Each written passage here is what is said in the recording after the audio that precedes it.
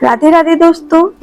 पूर्व श्लोक में अर्जुन भगवान के शरणागत तो हो जाते हैं, पर उनके मन में आता है कि भगवान का तो युद्ध कराने का ही भाव है।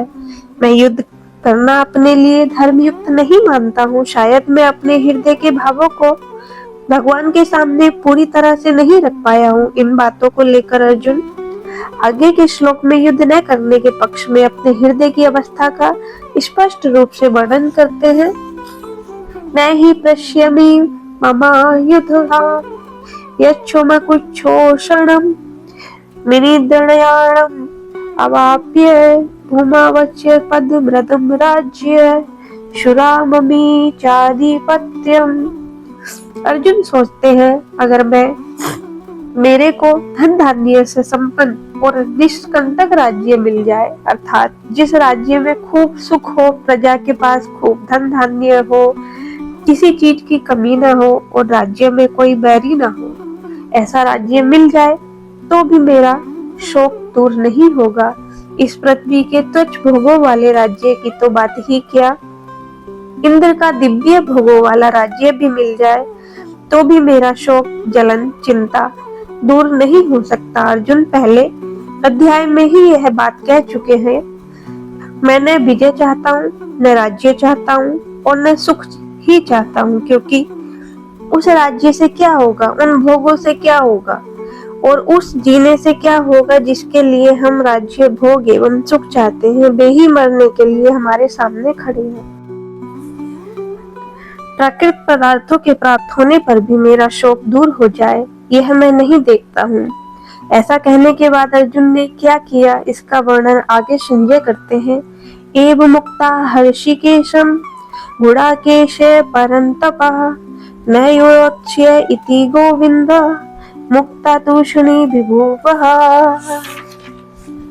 अर्जुन ने अपना व भगवान का दोनों का पक्ष सामने रखकर उन पर विचार किया तो अंत में वे इसी निर्णय पर पहुंचे कि युद्ध करने से तो अधिक से अधिक राज्य प्राप्त हो जाएगा, मान हो जाएगा, संसार में यश हो जाएगा, परंतु मेरे हृदय में जो शोक है, चिंता है, दूर नहीं होंगे। अतः अर्जुन को युद्ध न करना ही ठीक मालूम दिया।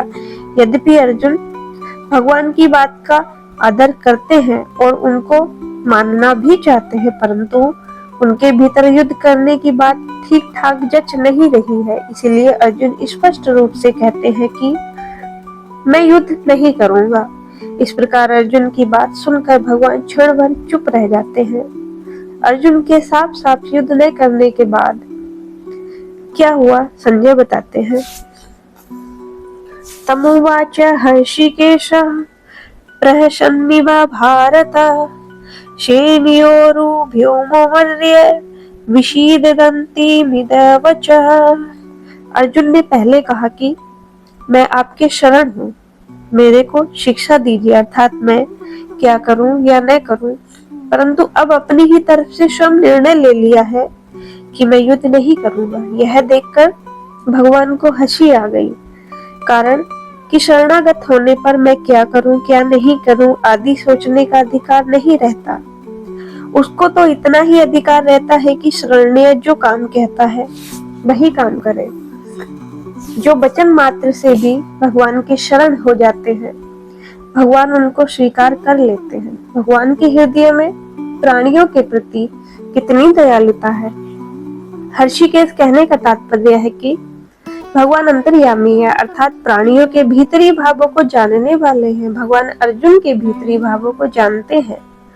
धर्मभूमि कुरुक्षेत्र के एक भाग में कौरव सेना खड़ी है, दूसरे भाग में पांडव सेना। दोनों सेना के मध्य भाग में श्वेत घोड़े से युक्त एक महान रथ खड़ा है। अर्जुन के निमित्त मनुष्य मात्र का कल्याण करने के लिए भगवान अपना अलौकिक उपदेश आरंभ करते हैं और सर्वप्रथम शरीर व शरीर के विभाग का वर्णन करते हैं।